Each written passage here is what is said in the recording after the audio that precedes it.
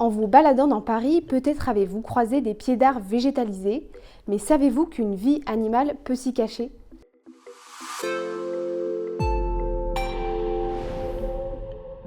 Aujourd'hui, près de 30 espèces de plantes vivaces et annuelles vivent sur les trottoirs parisiens. Au pied des arbres, souvent plantés d'une plus grande diversité végétale, une petite faune discrète trouve parfois refuge et alimentation. Les nématodes font partie des espèces animales les plus répandues. Ces vers, omniprésents et souvent invisibles à l'œil nu, participent à la régulation des bactéries et des champignons. Ils contribuent également à la décomposition de la matière organique du sol.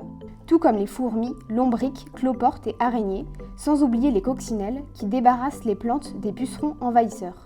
Un autre insecte habite les pieds d'arbres de la capitale, les colimboles.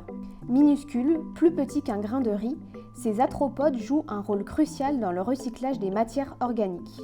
Du côté des insectes volants, la grande variété de fleurs plantées attire les abeilles domestiques. Elles assurent à elles seules jusqu'à 85% de la pollinisation des plantes à fleurs. Plus étonnant, plusieurs espèces de libellules parmi les 20 recensées à Paris nichent près des arbres. Les connaisseurs reconnaîtront peut-être l'Anax empereur, considérée comme l'une des plus grandes libellules d'Europe. Cette liste de vertébrés parisiens est non exhaustive. Mais selon une étude scientifique australienne publiée dans la revue Ecological Solutions and Evidence, végétaliser les villes citadines permet de multiplier par 7 le nombre d'insectes. Depuis juin 2015, la ville de Paris propose à ses citoyens d'obtenir un permis de végétaliser. Il permet collectivement de planter et fleurir le pied des arbres en bas de chez soi.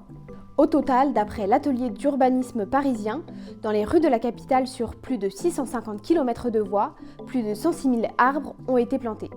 Finalement, les pieds d'arbres de Paris densifient la trame verte. Elles quadrillent la ville, facilitant ainsi le déplacement des petits animaux.